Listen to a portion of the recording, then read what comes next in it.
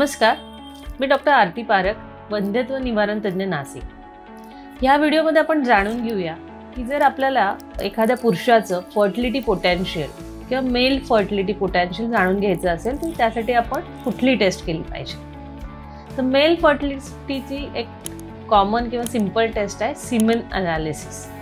तर सीमेन अनालिसिस म्हणजे काय की जेव्हा स्त्री पुरुषाचा संबंध येतो तेव्हा पुरुषामधलं जे पाणी किंवा लिक्विड आपण म्हणतो जे स्त्रीच्या योनीत डिपॉझिट होतं, हे लिक्विड हे मिक्स असतं। त्यात काही स्पर्म्स असतात आणि त्यात काही ग्रंथीचा स्राव मिक्स असतो। त्यामुळे एक सीमेन अनालिसिस करताना आपल्याला काही पॅरामीटर्स बघायला लागतात जे नॉर्मल असेल तर प्रेग्नन्सी राहण्यास मदत होते। त्यात सगळ्यात महत्त्वाचं पहिलं पॅरामीटर असतं व्हॉल्यूम, म्हणजे त्या पाणी जे बाहेर पडलेलं आहे त्याचं व्हॉल्यूम किती आहे। तर साधारणतः 1.5 ml च्या वर जर त्या पाण्याचा व्हॉल्यूम असेल तर ते नॉर्मल मानलं जातं, जेणेकरून ॲडिक्वेट अमाऊंट ऑफ स्पर्म म्हणजे योग्य प्रमाणात स्पर्म शुक्राणू स्त्रीच्या योनीत डिपॉझिट झालेले आहे। दुसरं असतं की ते लिक्विड आहे त्याचं थिकनेस किंवा विस्कॉसिटी म्हटलं जातं, तो कसा आहे। कारण की विस्कस म्हणजे काय की खूप घट्ट प्रमाण आहे का। मग आता हे घट्ट प्रमाण कुठे अडचण करते तर संबंध झाल्यावर ह्या पाण्यातनं पातळपणा येऊन त्याच्यातनं जे शुक्रजंतू आहेत त्यांना वेगळं होऊन स्त्रीच्या गर्भपिशवीत वर ट्रॅव्हल करायचं असतं। जर एखादं पाणी खूप घट्ट असेल किंवा सीमेन सॅम्पल खूप घट्ट असेल, हायली विस्कस असेल, तर ते स्पर्म त्यातनं रिलीज होत नाही आणि ते वजायनालाच ट्रॅप होऊन जातात आणि मग हायली विस्कस सॅम्पलमध्ये स्पर्म रिलीज न झाल्यामुळे प्रेग्नन्सी राहण्यास अडचण येते। सो दुसरा पॅरामीटर आहे विस्कॉसिटी। नंतर थर्ड पॅरामीटर आहे की काउंट।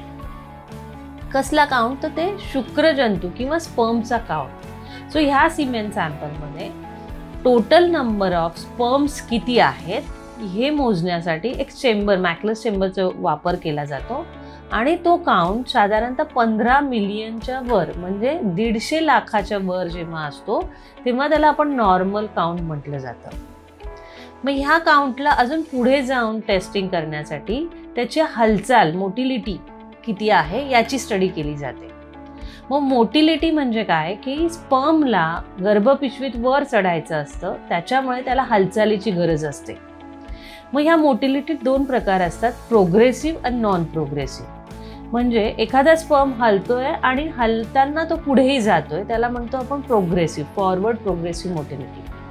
आणि एखादा स्पर्म जागेलाच हलतोय त्याला म्हणतात नॉन प्रोग्रेसिव्ह आणि ज्याच्यात हालचाल नाही त्याला म्हणतात इमोटाईल किंवा नॉन मोटाईल स्पर्म्स। तर जेव्हा आपण एक काउंट करतो त्या काउंटमध्ये किती स्पर्म्स मोटाईल आहेत म्हणजे मोटिलिटीनुसार त्याचं पर्सेंटेज काढतो।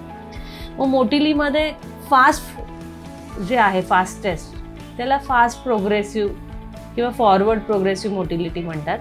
सेकंड जे पुढे जात आहेत पण त्याचा स्पीड कमी आहे त्यांना स्लो प्रोग्रेसिव्ह म्हणतात। आणि हे फास्ट आणि स्लो याचं जे टोटल पर्सेंटेज आहे ते आपल्याला मॅटर करतं की ह्या सीमेन सॅम्पलमध्ये फर्टिलिटी पोटेन्शियल आहे की नाही। तर हे जे पहिले 2 पॅरामीटर्स आहेत त्याची टोटल साधारण जेव्हा 35% वर असतील तेव्हा आपण सांगतो की हे सीमेन सॅम्पल फर्टिलिटीसाठी योग्य आहे। तर असा हा तिसरा पॅरामीटर असतो काउंट। मग चौथा पॅरामीटर असतो मॉर्फॉलॉजी, म्हणजे की स्पर्म्स भरपूर प्रमाणात आहे, त्यांच्यात हालचाल पण चांगली आहे, पण आता त्याची क्वालिटी किंवा त्यांचं स्ट्रक्चर चांगलं आहे का। तर मॉर्फॉलॉजीद्वारे स्पर्मचं स्ट्रक्चर स्टडी केलं जातं। तर स्पर्मला एक स्ट्रक्चर दिलेलं आहे, म्हणजे त्याला एक हेड असतं, त्याला एक मिडपीस आहे, बॉडी आहे, टेल आहे।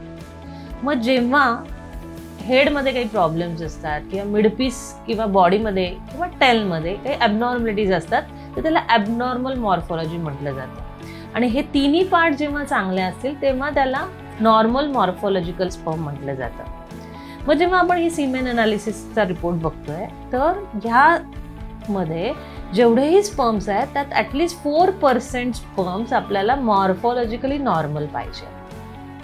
म्हणजेच की एका सिमेन अनालिसिसमध्ये आपल्याला काउंट बरोबर मोटिलिटी आणि मोटिलिटी बरोबर मॉर्फॉलॉजी ह्या तिन्ही पॅरामीटर्समध्ये जेव्हा नॉर्मल संख्या असेल तेव्हा आपण म्हणतो की हे नॉर्मल स्पर्म आहेत किंवा फर्टिलिटीसाठी पोटेन्शियल स्पर्म्स आहेत।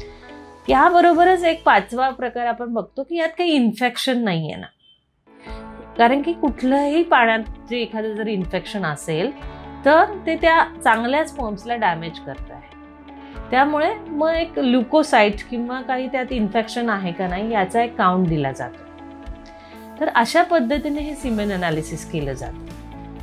जेव्हा सिमेन अनालिसिस नॉर्मल असेल आणि तरीही एखादं पुरुषाला किंवा एखाद्या कपलला प्रेग्नन्सी राहत नाहीये किंवा राहिलेली प्रेग्नन्सी अबॉर्ट होतीये, तर अशा केसमध्ये एक ॲडव्हान्स टेस्ट केली जाते, त्याला म्हणतात DNA फ्रॅगमेंटेशन टेस्ट।